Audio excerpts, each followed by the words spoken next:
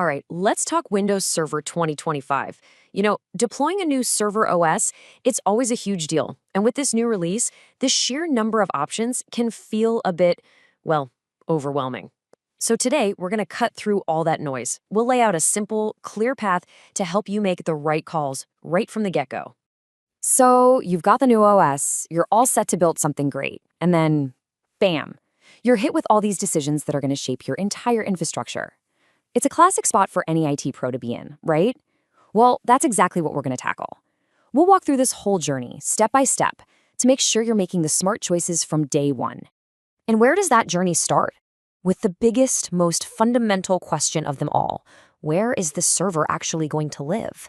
I mean, this one decision, it affects everything that comes after. Scalability, control, even just your daily management tasks. Okay, so you've basically got three main paths laid out right here. You can go all in on the cloud with Azure, which is perfect for scaling up fast, or you can keep it old school with on-premises, giving you that total control over compliance and hardware. But then there's the hybrid route, and this is where it gets really interesting, because with Azure Arc, you can manage your on-prem servers using all those slick cloud tools. You really do get the best of both worlds. All right, so you've picked your environment. What's next? Now we got to talk about the installation itself. Are you going to go lean and mean, or do you want the full-on graphical experience? Now, this is super important. Microsoft is officially recommending Server Core. And why is that? Well, think about it. With no graphical interface, you have a way smaller attack surface. That means fewer things for a bad guy to poke at, fewer patches to worry about, and it uses way less resources. For production servers, those are two huge wins.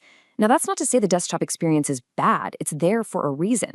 If you've got legacy apps and need a GUI, or your team just works better that way, it's a totally valid option. It's that classic trade-off, right? Security versus convenience. And of course, you've still got the traditional ways of doing things.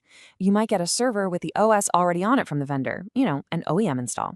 Or you can do it yourself with a good old-fashioned clean install from an ISO. These are the methods we all know, and they round out your options nicely. Okay, so no matter which path you've taken so far, cloud, on-prem, server core, whatever, Windows Server 2025 comes loaded with new tools designed to make your job easier. And this is where it gets really exciting, because we're talking about a huge focus on automation. Speaking of automation, we have to talk about one of the most powerful new tools you're going to get, Network ATC. Seriously, if you do anything with networking or clustering, this is a total game changer. So what is it? At its heart, Network ATC is an intent-based tool. That's a fancy way of saying you just tell it what you want your network to look like, and it goes off and does all the complicated configuration stuff for you. But the real magic, it's that it keeps it that way over time. Let me break down how this actually helps you. First, it just simplifies that initial network setup, which can be a real headache. Second, it automates all that complex cluster networking. And third, and this is the big one, it actively fights something called configuration drift. You know when settings just kind of change over time for whatever reason? Well, Network ATC spots that and automatically snaps them back into place, which is huge for stability. But it's not just Network ATC. There are other major boosts here.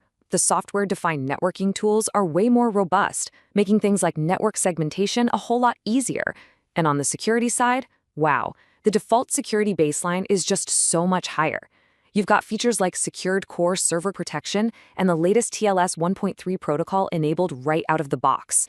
That gives you an incredibly secure foundation from the moment you turn it on. All right, we're in the home stretch now. You've picked your environment, you've decided on your installation type. The last big decision is just picking the right edition of Windows Server 2025 that's going to fit your organization like a glove. And this breakdown makes it pretty simple. If you're running a massive software-defined data center with just tons and tons of virtual machines, Data Center Edition is your beast. For your more general, day-to-day server roles, or maybe an environment with just a handful of VMs, Standard Edition is the workhorse you're looking for. And for small businesses, say up to 25 users, especially if you're hooking into cloud services, the Essentials Edition is perfectly tailor-made for you. So when you step back and look at the whole picture, all these different choices we've talked about, one word just keeps popping up: flexibility. It's so clear that Windows Server 2025 is designed to fit your world, not force you to fit into its. I mean, this quote really nails it. Doesn't matter if your setup is all on the cloud, all on-prem in your own data center, or even spread out to the very edge of your network. There's a clear, supported path for you to take. And that brings us to a final and I think really important thought. When you have tools like Network ATC that are automating all these complex tasks, the job of a server admin is changing. It's evolving. So the real question I want to leave you with is this. With all this new power and automation at your fingertips, how are you going to use that freed up time to focus on the bigger, more strategic projects? It's definitely something to chew on as you plan your next deployment.